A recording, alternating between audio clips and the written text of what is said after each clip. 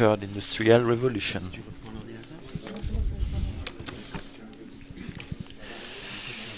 Troisième révolution industrielle en Nord-Pas-de-Calais. Okay, so we move on to the third industrial revolution in Hauts-de-France, which is the center of the world.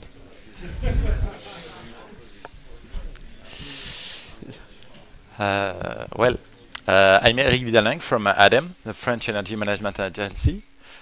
Today I work at the regional ADEME in Hauts-de-France, where we try to work with the main stakeholder of the regional area about the energy transition plan, which is called Third Industrial Revolution. I'm going to try to give you the main highlights of the current scenarios that we are building, and to try to explain why we work on the link between energy issue and economic development and employment in the regional area. At first, what is the third industrial revolution? Probably a lot of you know the concept. It's a book written by Rifkin in 2012. What is his vision? For him, an industrial revolution is the confluence between energy sources and a new transport or communication means. He says that we are today coming in the third industrial revolution. The first one was the coal and the rail. Second one was the oil age with cars and mass media.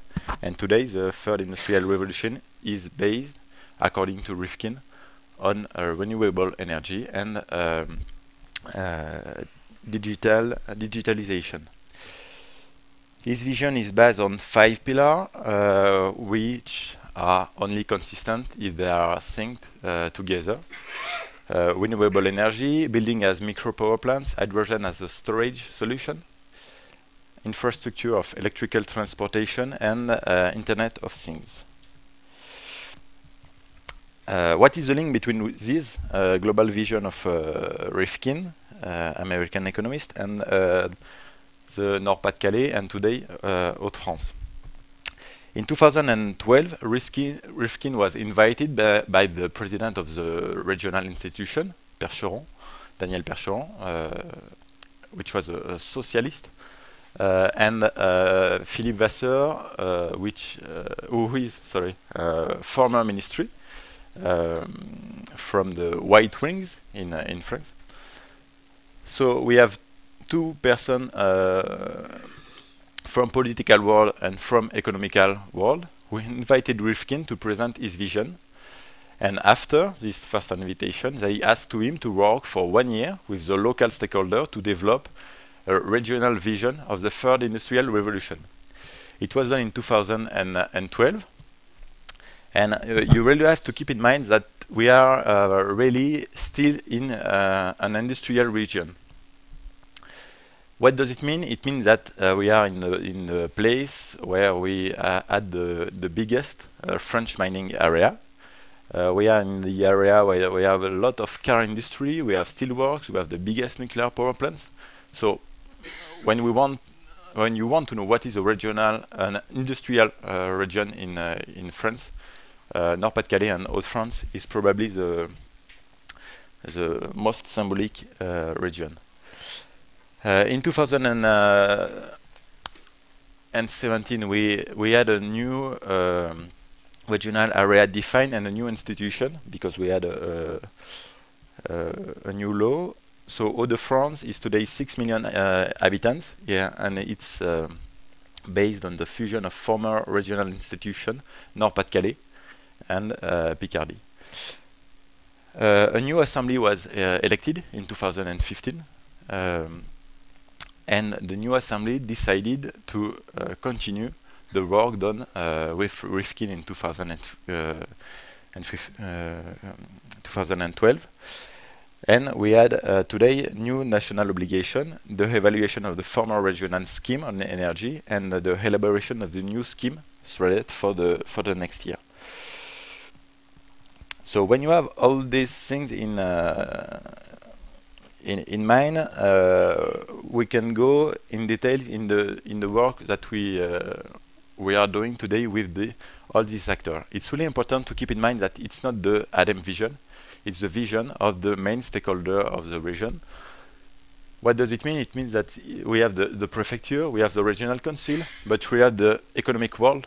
It's really important. So we have the Chamber of Commerce and Industry, and we have the Mission Third Industrial Revolution, which is the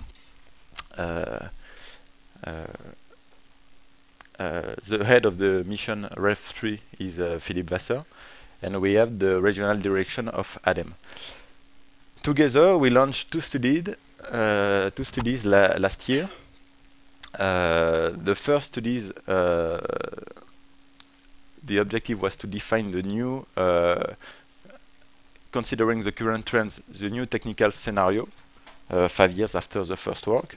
And the second studies try to define in consequence the economic activity that will increase and will decrease at the regional scale. It's really important to keep in mind that what I'm going to show you is a work in progress. We are going to publish the final result in May, and it's the results of the many hypotheses that we presented to the stakeholder of the region in January. For example, we presented this work to NGO, institution, energy company, network company, Steelworks, and so on. And it's only not the first step, but one step, and we will continue next year to work on the material issue. Considering this scenario, we are going to focus on electrical grid, gas grid, and so on.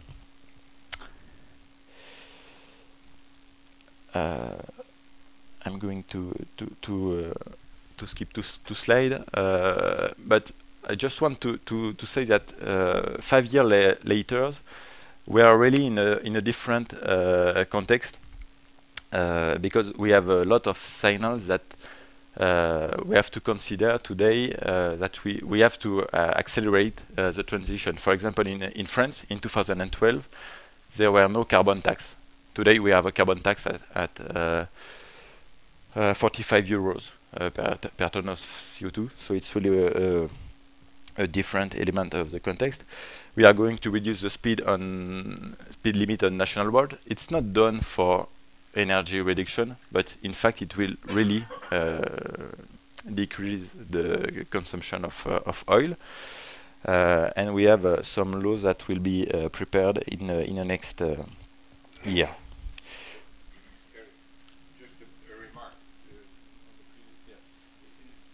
2040 is not the end of thermal vehicles, it's the end of new thermal vehicles. Yeah. It's not the same. It's not exactly defined today yet, but it will be precise in the next year. Yes. So, what is the methodology of the technical and energy studies?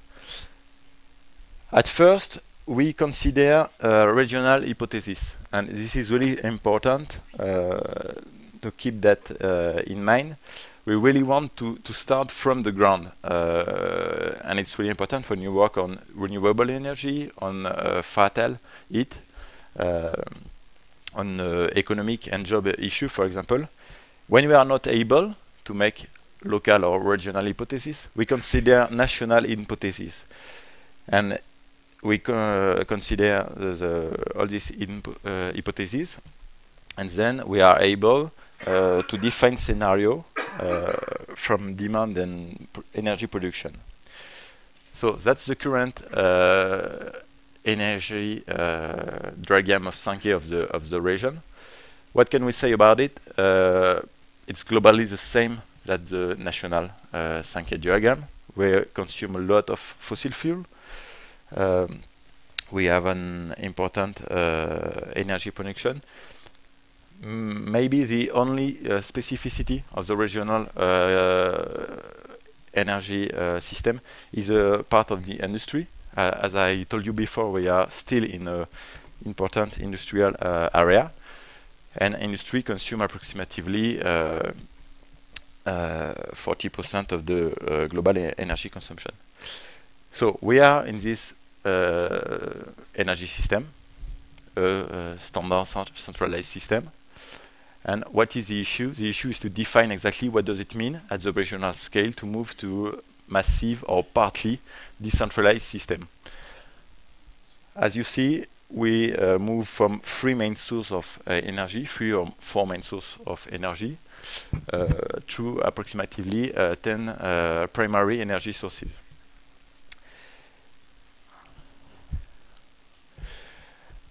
One example of the work we did on transport sector. We work on the passenger transport and freight transport. We consider the different means of transportation: private car, shared vehicle, train, and what is really different considering a national scenario, it's here we are able to say exactly what is the infrastructure that we have behind this scenario.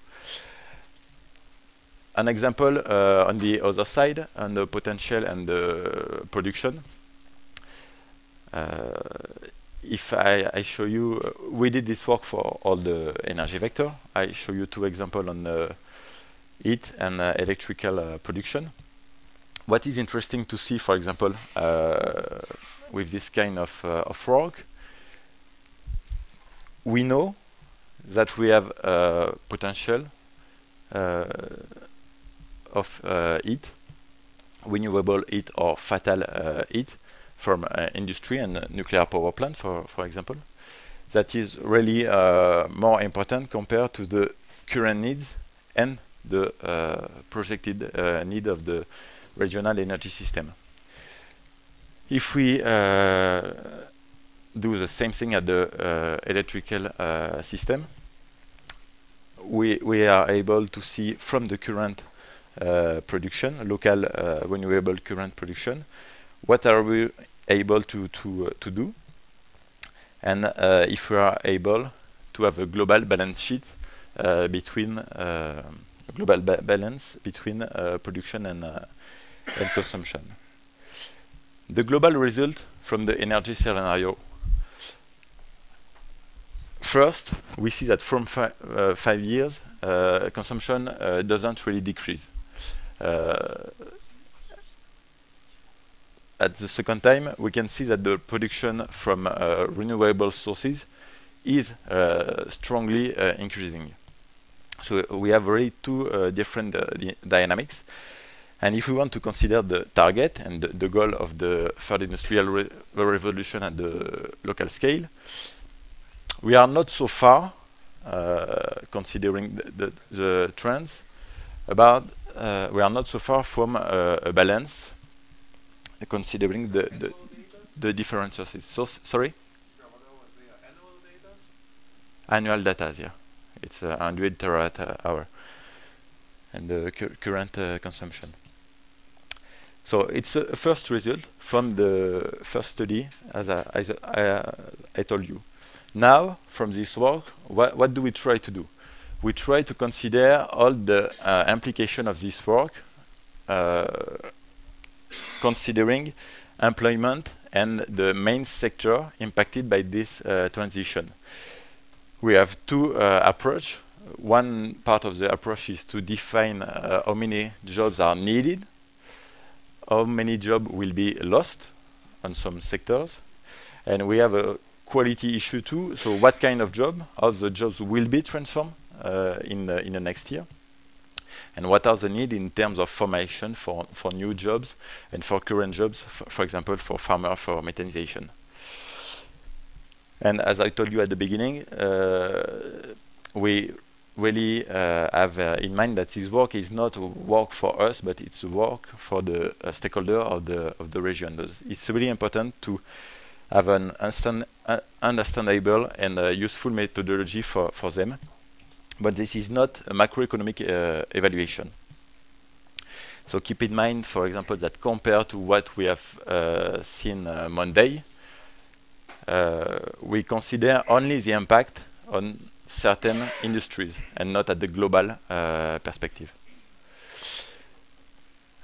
Quickly, the methodology of these studies on jobs and employment. We start from the scenario. We have gigawatt hours, for example. From this gigawatt hour, we said exactly how they will be produced, how many wind power installation, how many solar panels, how many methanization power plants. How does it cost? We are able to define exactly how many investment it means today, and what is the decomposition of this investment and in the different equipment. We are able to define the direct demand and to know what are the impact of this direct demand. We have to consider a location coefficient. And for example, I give you the location coefficient of the current industry, renewable industry today in the Hauts-de-France. So for example, you can see that if we consider the wind production, we have quite low location coefficient, for example, but at a lot of, in fact, renewable energy industry. We have a particularity on to see on methanization, where we have a more important coefficient of localization for the equipment. An example to show you in details what we do on approximately five sectors or 5 industry. For example, on methanization, we are able to define exactly what are the current power plant and installation, and what are the different jobs that we have to mobilize to develop this production.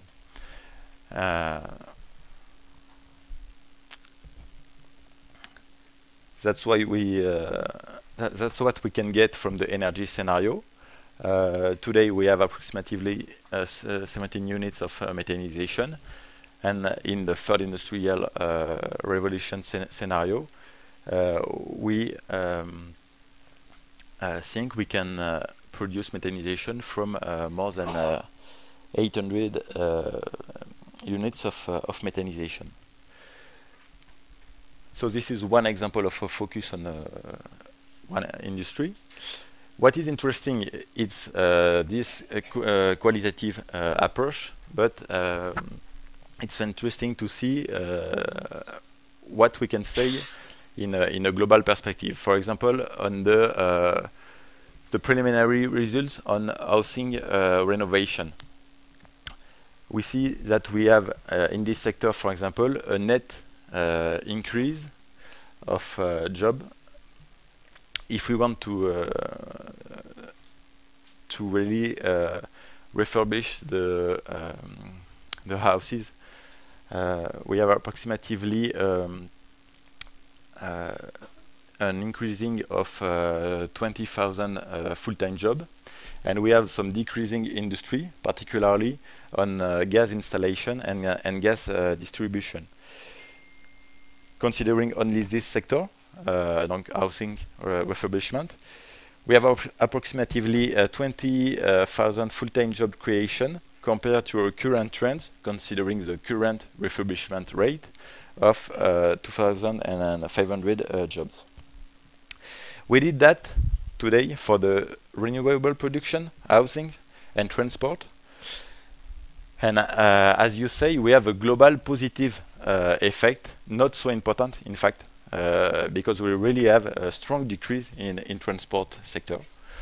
But what is important for us to say, it's globally that we are in the good direction, and we can work now with the stakeholder from this different sector to really share with them this data and know what we can do to engage the transition. What is interesting to consider too, we are speaking, when we speak of these three main sectors, it's only 150,000 current full-time jobs. If you compare this full-time job to the global 2 million of people employed in the regional area, you can have in mind this kind of this order of magnitude.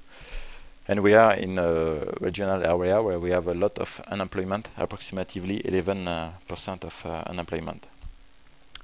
So to conclude, what from this preliminary result can we say? We can say it's really important if we want to implement the energy transition to work on a decentralized or local scale. If you want to know where you can reach energy saving, where you can develop renewable energy, put wind farm, put solar panel, put units of methanization, you have to go on the ground. You have to know exactly which ground and area will you mobilized. It's really important if you want to say something precise on jobs and skill to know exactly what are the people impacted by this kind of scenario. There is an important issue about the scale. Regional scale is the regional scale the best scale to work on autonomy scenario? What does it mean exactly, autonomy? Particularly in a globalized world where all the technology come from all the parts of the world. Does it mean something consistent to speak about autonomy? We have an issue on the financial resources. Today, this kind of scenario is very dependent from the national resources. For example, for the wind production, it depends from the CSPE. For the solar production, it depends from the call for tender. So this is an issue. And there are many questions, but I think one is really important.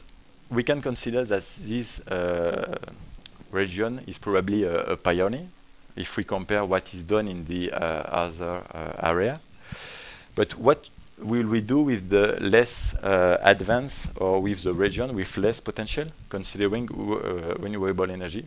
So potential, we have an important issue about solidarity and inequality between the territory in the energy transition. Well, that's.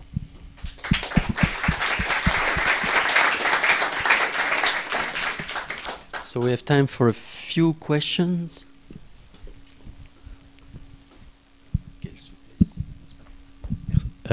Thank you very much. Very interesting. I have two quick questions. Actually, I just have one question. What are your assumptions about the outside economy, how it's evolving? I saw in your 2050 energy supply, you actually export energy. And in your 2015 period, I think there's no export or imports, but I suppose gas and oil are probably imported. So you reduce your total energy consumption a lot. And I'm just wondering, you know, where's all the stuff coming from that is probably still going around in your regional economy, like the cars that you drive in or the public transport or all the appliances in your house. So how do you account for the transfer there? Yes, thank you for the talk. On the transport graphs, you had a sharp decrease of passenger kilometers and of the freight. I'm wondering, like, you didn't say how come you can divide by 3 or by 2 the freight and the passengers. And also on the fatal heat, you had a big increase of fatal heat. Where does it come from? So the two last questions before, because it's more easy to answer. On this hypothesis, today it's thermal car, tomorrow it's electrical car. You have a car which are 3 times more efficient, so easily you can see the decrease in consumption. You have less car, it's not passenger, here it's energy. In passenger, no, you don't have a passenger here, but it's really less important. It's 20% less kilometer in terms of mobility, but it's more important in energy because of efficiency of electrical car, in fact. The second question on fatal heat. This is what we can, it's a potential, in fact. Today it's there, but it's not mobilized. For example, we have a huge potential at the near the nuclear power plant in Dunkirk. Today it's only a little bit mobilized for the LNG terminal to gasify the liquefied gas. But we have huge potential in the regional area because of industrial production and a lot of industrial production. Okay. And for your question, in fact, that's what I said with the autonomy issue. We did this work, but today we only try to define an annual balance between the different sources of energy. But when we speak with the TSO, for example, they say, and we say, we are not sure that it's a good scale to ask a question for impact of the grid, on the grid, need of storage, for example. So it's interesting because at the local scale you can identify clearly a lot of potential, but considering a lot of technical system, particularly the electrical grid or the gas network, you reach the limit of these exercises. Today these networks are not developed and are not managed for a local energy system, but for a national and sometimes for the electrical grid at the European scale. Okay. I think it was a very nice study and a great vision for a region. I'm coming also from North Germany. It was a region economically rotten, and the wind energy has changed a lot there with a perspective in it. With your study, I think the idea of transferring a region in this one can only be done if the people themselves will do it. This affects a lot of personal freedom, personal way of living, changing own houses, everybody. So I think this is a part in these studies. And did you think already about how to take the society with you to really get such a transformation? With perspectives and everything, 100% d'accord. Yeah. As I said at the beginning, we are not at the origin of this work. It's a work done, launched by the economical world and economical stakeholder and a political stakeholder. And this is the first answer to your question. This is not a scenario from the from ADEME and from the regional ADEME. This is a scenario of some stakeholders, some important stakeholders. But today we are not in a sufficient way to really share with citizens this kind of work. And what does it mean for their daily life? As I said for the presentation of this first result in January, we invited NGOs, for example, but we invited syndicates, we invited students, but it's not all the citizens, and we really have a work to do, and we have a lot of work to do about circular economy, as I said it, but we have that in mind, and we try to really share more and more this kind of scenario, and what does it mean for daily life. Okay, thank you, Eric. So we move on to the next speaker. Yeah. So the next speaker will just be downloaded. Thanks to this marvelous infrastructure in which we are living in. So the time to install him. So it will be Gaël Giraud, that many of you know. No, it's not him? Like a hologram. Yeah, it's the hologram of Gaël that is going to be. Yeah. And he will himself give the title of his talk because I have no idea, in fact. Nobody knows. Do you know, Eric? You know?